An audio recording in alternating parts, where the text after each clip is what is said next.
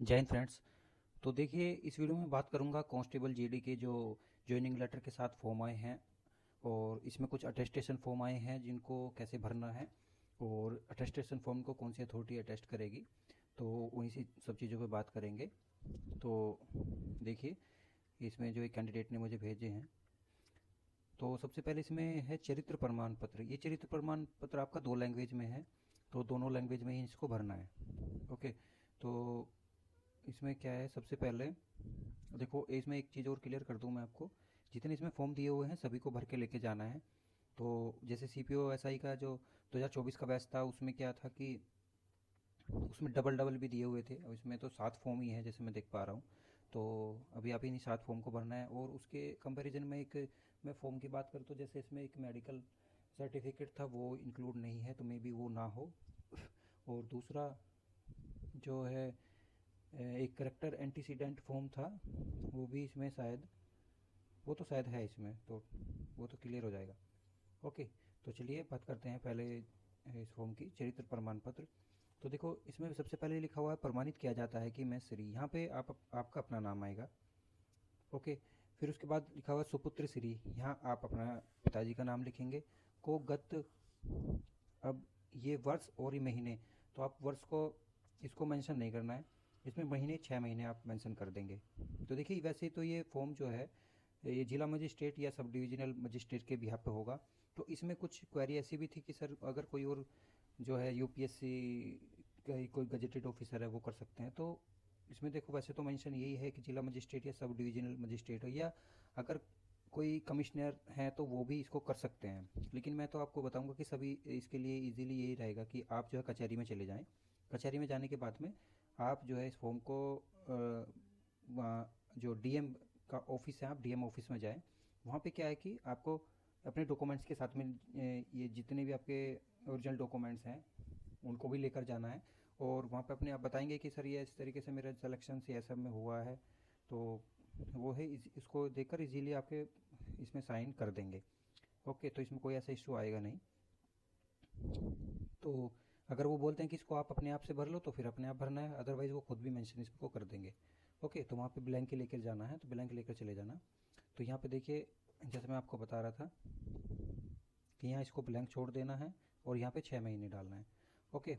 Next फिर यहाँ पे आएगा कि मैं जानता हूँ और मेरी जानकारी और विश्वास के अनुसार उनका चरित्र अच्छा है और उनके पूर्ववर्त में ऐसी कोई बात नहीं है जो उन्हें सरकारी नौकरी नौकरी के लिए अयोग्य ठहराती हो। श्री, यहाँ पे आप अपना नाम लिखेंगे, मेरे रिश्तेदार नहीं हैं। स्थान, यहाँ पे अपने डिस्ट्रिक्ट का नाम, नीचे तारीख लिखी हुई है तो यहाँ पे अपनी तारीख मेंशन कर देंगे। जिस डेट में आप लेकर जा रहे हैं उसी डेट को मेंशन कर देना। यहाँ पे जो हस्ताक्षर होंगे उन्हीं अधिकारी के होंगे, और यहाँ पे उनकी डेजिग्नेशन होगी। और फिर यहाँ पर सेम वही रहेगा, स्थान, हस्ताक्षर, उसके बाद में यहाँ पे तारीख, और दूसरा यहाँ पर पदनाम। और यहाँ पे लग जाएगी सील, और उसके बाद वो सिग्नेचर कर देंगे। इसके बाद ये इंग्लिश में है, तो इंग्लिश में भी आप इसको खुद से मेंशन करके ले जाना, तो वो ज़्यादा बेटर रहेगा। उसके बाद आते हैं, देखो ये इंग्लिश में है तो सेम अपना नाम इंग्लिश में लिखेंगे। हाँ, एक चीज़ का ध्यान रखना है यहाँ पे, जो भी आप करेंगे, मतलब जो भी आप लिखते हैं तो उसको ब्लॉक लेटर में लिखना है, कैपिटल लेटर में। यहाँ स्मॉल लेटर में यूज़ नहीं करना है, तो ब्लॉक लेटर को ही यूज़ करना है आपको। ओके। अब नेक्स्ट देखिए, उसके बाद में मिस्टर स्नोप, मिस्टर यहाँ पे अपने पिताजी का नाम लिख देंगे। लास्ट इसको आप छोड़ देंगे, ब्लैंक छोड़ दो। यहाँ पे आपका 6 मंथ आ जाएगा, एटलीस्ट 6 मंथ होना चाहिए, उससे ज़्यादा वो चाहे आगे ज़्यादा मेंशन कर दें, अदरवाइज जो है इसमें एटलीस्ट 6 मंथ तो होना ही चाहिए। उसके बाद में फिर यहाँ मिस्टर में यहाँ आपका अपना नाम आ जाएगा। उसके बाद उन्हें अधिकारी के यहाँ पर सिग्नेचर हो जाएंगे, यहाँ डेजिग्नेशन, यहाँ पे आप डिस्ट्रिक्ट का नाम और आपका वो तारीख हो जाएगी उस दिन की। उसके बाद में सेम वही रहेंगे चारों, उसके बाद में वो सिग्नेचर और यहाँ पे सील लगा देंगे। अब नेक्स्ट बात आती है, देखो फॉर्म की। तो फॉर्म में देखिए, यहाँ पे यहाँ लगाना है 5 सेंटीमीटर इंटू 70 सेंटीमीटर का एक फ़ोटो। आप किसी भी पासपोर्ट साइज़ का फ़ोटो हो, उसको उसको जो है इतना, मतलब अगर नाप भी नहीं सको तो एटलीस्ट जो ये बॉक्स आपका दिया हुआ है, इसी बॉक्स के अंदर जो है आपको फ़ोटो चिपकाना है, सो बाहर नहीं निकलना चाहिए। ओके। और उसके पीछे क्या है, आप अपना नाम और सिग्नेचर कर लेना। Okay, clear. तो उसके बाद अब आगे चलते हैं। हाँ, इसमें एक चीज़ और है, जब फ़ोटो आप लगा लेंगे तो उस पर क्रॉस साइन नहीं करना है, उसके पीछे साइन करने हैं आपको, ठीक है। उसमें भी काफ़ी कैंडिडेट पूछ रहे थे सर किस तरीके से साइन करने हैं। अब आता है सबसे पहले इसमें नाम। तो फर्स्ट कॉलम में आपका नाम लिखा जाएगा, तो यहाँ वही है कि आपको कैपिटल लेटर में ही लिखना है। सबसे पहले अपना यहाँ पे आपको सरनेम लिखना है, सरनेम। जैसे मेरा नाम अर्जुन सिंह है तो यहाँ सिंह, उसके बाद में यहाँ पे अर्जुन हो जाएगा। नेक्स्ट, सेकंड में आपका प्रेजेंट एड्रेस, जो भी एड्रेस आपने एप्लीकेशन में डाला था वही एड्रेस इसमें डाल देंगे। जैसे आपके गांव का नाम, आपका स्ट्रीट या जो भी मकान नंबर है वो सब डालने के बाद में, और इस कॉलम में आप जो है अपना थाने का नाम, पोस्ट ऑफिस का नाम, डिस्ट्रिक्ट और स्टेट और पिन कोड मेंशन कर देंगे। ओके, मतलब दोनों लाइन में ही आपको ये मेंशन करना है आपका जो एड्रेस होगा। उसके बाद ये इतने पार्ट में, ये जो आपका ये ऊपर वाला इतना पार्ट रहेगा, इसमें आप जो है वही सेम अपना एड्रेस जो है वही मेंशन कर देंगे। ये नीचे वाला पार्ट ये है कि अगर आप जो है पाकिस्तान या बांग्लादेश के रेजिडेंट हैं तो ये वो सब उनके लिए कभी माइग्रेशन वगैरह आपका हुआ है तो उसको छोड़ देंगे। ये आपके ऊपर वाले पार्ट में ये मेंशन आपका एड्रेस कर देंगे। नेक्स्ट, यहाँ पे है आपका आधार कार्ड। आपका आधार कार्ड अगर बन गया हो तो यहाँ पर आधार कार्ड मेंशन कर देंगे। पैन नंबर है तो पैन नंबर भी मेंशन कर देंगे। नेशनलिटी में आप लिख देंगे यहाँ पे इंडियन। उसके बाद आपका आता है डेट ऑफ बर्थ, तो अपनी डेट ऑफ बर्थ मेंशन कर देंगे। प्रेजेंट एज नियर अबाउट आप लिख देना, अगर पूरी निकाल सकते हो तो पूरी लिख देना, अदरवाइज नियर अबाउट अपनी लिख देना।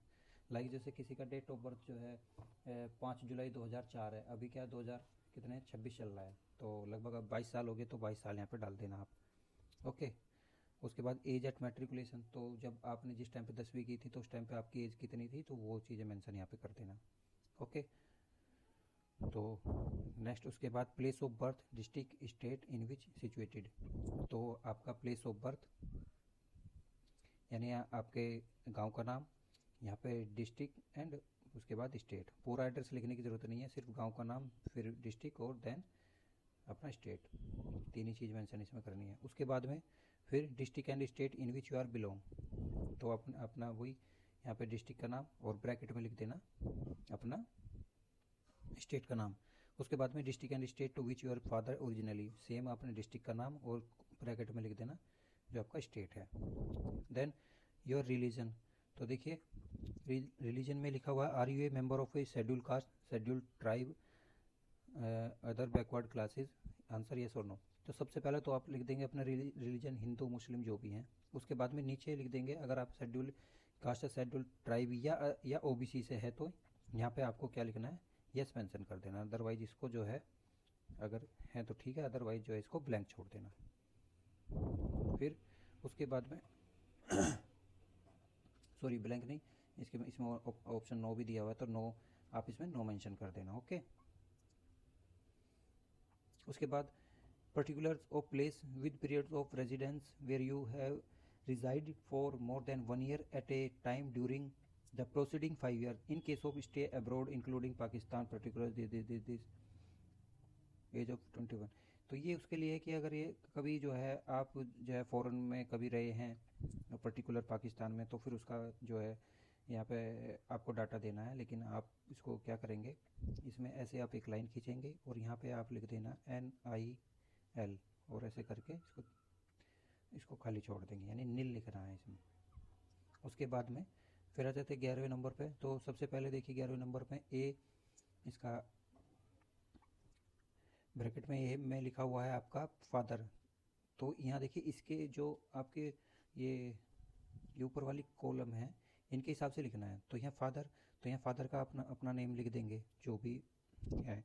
उसके बाद नेशनलिटी में यहाँ पे इंडियन लिख देंगे। प्लेस ऑफ बर्थ जो है अपने डिस्ट्रिक्ट का नाम लिख देंगे। ऑक्यूपेशन अगर देखिए वो गवर्नमेंट एम्प्लॉय हैं तो यहाँ पे आप लिखेंगे गवर्नमेंट एम्प्लॉय। फिर उसके बाद में लिखा हुआ है if employ give designation and official address. अब देखिए आपको इसमें यहाँ क्या करना है, अगर आपके जो है लाइक जो है आपके फादर गवर्नमेंट टीचर हैं तो यहाँ गवर्नमेंट टीचर और डिस्ट्रिक्ट और जो भी उनका जो है डेजिग्नेशन है उसको मेंशन कर देंगे, मतलब इसी पर्टिकुलर पार्ट में करना है। उसके बाद में प्रेजेंट पोस्टल एड्रेस, तो यहाँ पे पूरा एड्रेस लिखने की ज़रूरत नहीं है, अपने गांव का नाम, डिस्ट्रिक्ट का नाम और पिन कोड वगैरह लिख के यहाँ पे इसको मेंशन कर देंगे। उसके बाद में परमानेंट होम एड्रेस, तो वही सेम, ज़्यादा डिटेल में नहीं लिख के ब्रीफ में यहाँ पे लिख देना, गांव का नाम, डिस्ट्रिक्ट का नाम, यूपी सॉरी स्टेट जो भी है, और उसके बाद में पिन कोड। सेम मदर का भी नेम लिखेंगे। उसके बाद में नेशनलिटी में इंडियन हो जाएगा। प्लेस ऑफ बर्थ जो है आपका डिस्ट्रिक्ट का नाम यहाँ पे आ जाएगा। ऑक्यूपेशन में जो है अगर गवर्नमेंट एम्प्लॉय है तो गवर्नमेंट एम्प्लॉय, अदरवाइज जो है हाउस वाइफ है तो हाउस वाइफ लिख देंगे। उसके बाद में प्रेजेंट पोस्टल एड्रेस में वही अपना, इसमें यहाँ आपको पूरा लिखने की ज़रूरत नहीं है। यहाँ पर सिर्फ और सिर्फ जो है आप क्या लिखेंगे, जैसे स्पाउस भी एक ऑप्शन आ रहा है आगे। इनमें क्या है कि आप बस ये एक सेकेंड,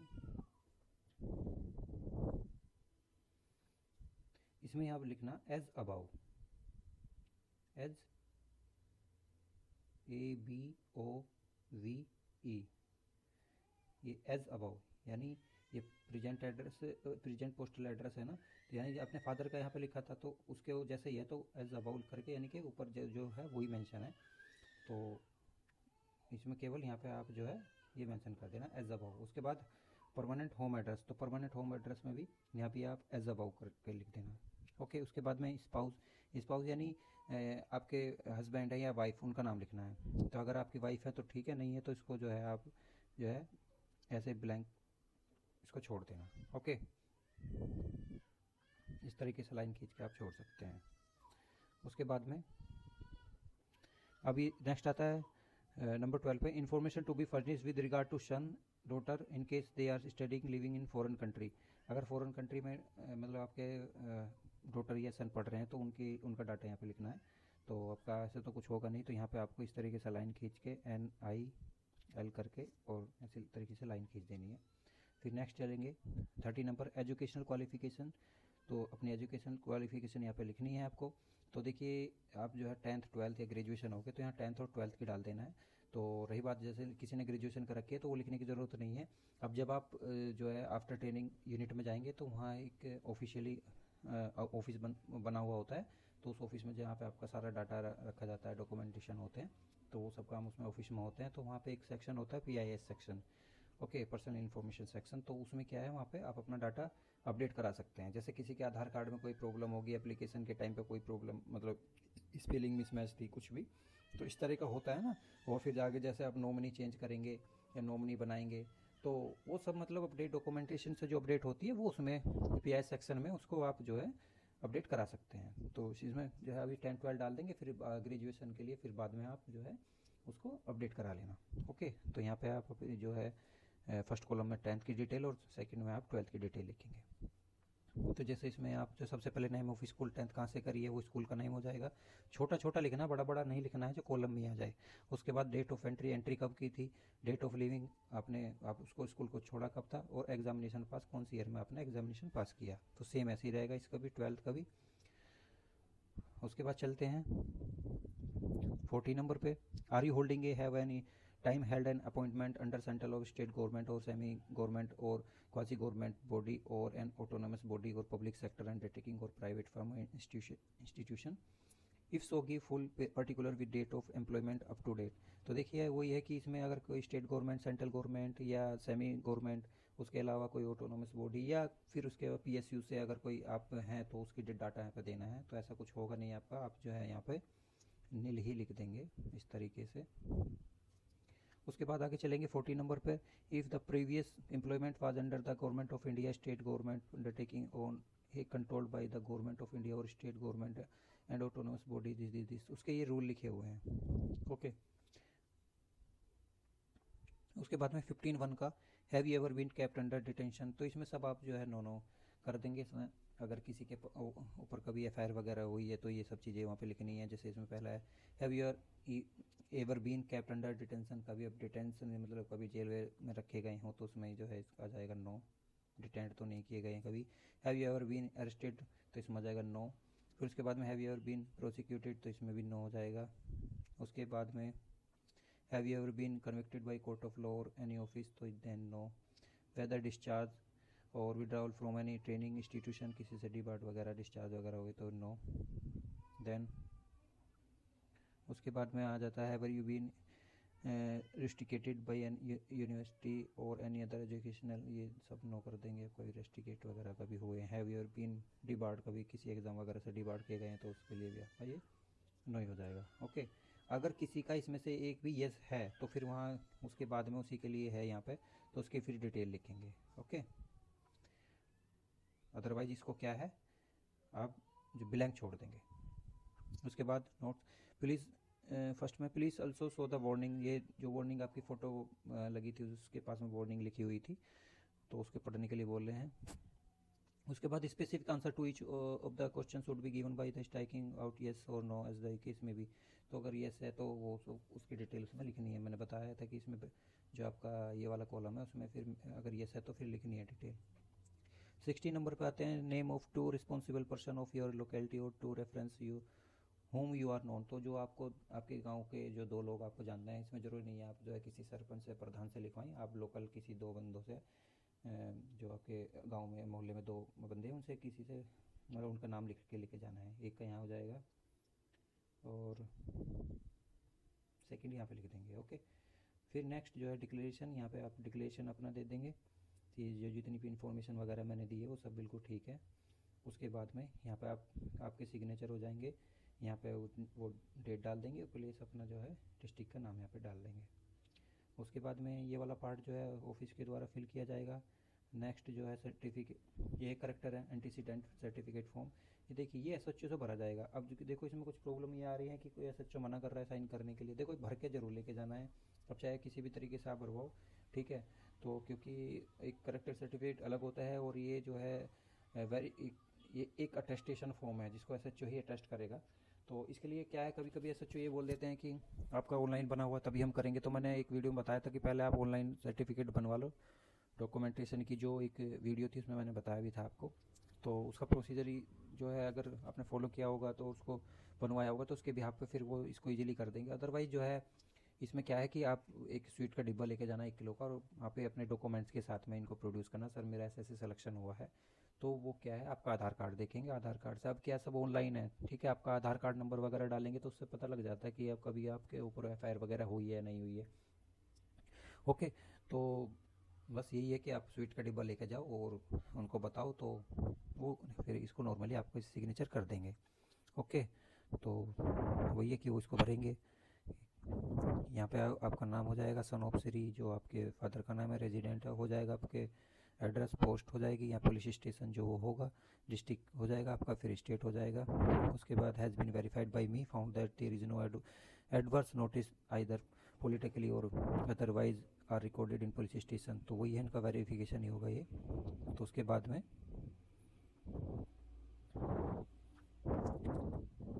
यहाँ पे वो अपने सिग्नेचर करके यहाँ पे फिर जो है सील लगा देंगे। ओके, तो यहाँ डेट में वो डेट मेंशन हो जाएगी जिस डेट में आप करवा रहे हो। तो इस तरीके से ये आपके फॉर्म जो है कंप्लीट हो जाते हैं। ओके, अब इसके अलावा 2 फॉर्म और हैं ऐसे जो आपको लेके जाने हैं। देखिए दो फॉर्म तो देखो वो हैं, एक तो आपका कास्ट सर्टिफिकेट है, और कास्ट सर्टिफिकेट जैसे SC ST के लिए कास्ट सर्टिफिकेट है। एक्चुअली ये सब ओरिजिनल डॉक्यूमेंट्स का पार्ट है। ओरिजिनल डॉक्यूमेंट्स का मैं डॉक्यूमेंट्स की चलो बता देता हूँ। इन दो डॉक्यूमेंट्स के साथ साथ दूसरे डॉक्यूमेंट्स भी है। जैसे आपके जो है जो आपको लेके जाने हैं, एक तो आपके एजुकेशनल डॉक्यूमेंट्स रहेंगे ओरिजिनल, उसके बाद में आपके डोमिसाइल सर्टिफिकेट, उसके बाद कास्ट सर्टिफिकेट। अब देखो कास्ट सर्टिफिकेट में 2 चीज़ें आती हैं, जो कैंडिडेट SC और ST से बिलोंग करते हैं तो वो तो ओरिजिनल लेके जाएंगे। उसके बाद में दूसरे कैंडिडेट हैं एक EWS और OBC। तो ये EWS और OBC वाले क्या करेंगे, तो EWS का जो ओरिजिनल सर्टिफिकेट है उसको लेके जाना है, और OBC वाले के लिए काम थोड़ा एक्स्ट्रा रहेगा।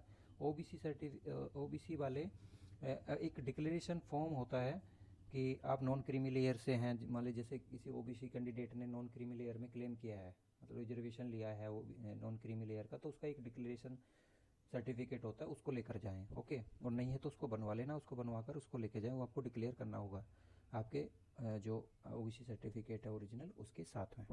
ओके, तो ये थी कुछ जानकारी।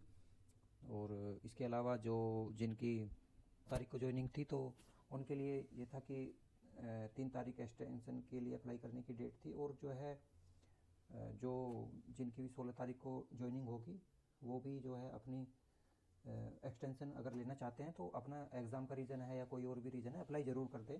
ओके, तो एक्सटेंशन अप्रूव्ड होना ना होना वो एक अलग बात है, लेकिन आप जो है कोई जो भी आपका वैलिड रीज़न है उसके रीज़न के रिलेवेंट डॉक्यूमेंट्स के साथ लगाकर उनको एक्सटेंशन को ज़रूर अप्लाई कर दें। तो 99% आपका एक्सटेंशन जो है वो एक्सेप्ट हो ही जाएगा। ओके, और एक चीज़ का जो सबसे इम्पोर्टेंट चीज़ है वो इस चीज़ का ध्यान रखना, एक्सटेंशन उतना ही लें जितना आपको ज़रूरत है, ठीक है, क्योंकि ये आपका जो आपका प्रमोशन है उसको इफेक्ट करेगा। तो आप जितना लेट ज्वाइन करेंगे तो आपका पीएसएल नंबर भी फिर उतना इस तरीके से ही बनेगा। जो पहले ज्वाइन करेंगे उनका पीएसएल नंबर अलग होगा, अब लेट ज्वाइन करेंगे तो आपका पीएसएल नंबर अलग होगा। ओके, तो इसलिए जितना जल्दी हो उतना जल्दी ज्वाइन करें, एक्सटेंशन ज़रूरी हो तो लें और कम से कम लेने की कोशिश करें। ओके, तो चलिए फिर मिलते हैं किसी नई वीडियो में नए टॉपिक के साथ। और किसी की अगर कोई क्वेरी हो तो आप जो है कमेंट बॉक्स में कमेंट कर सकते हैं। Thank you. जय हिंद।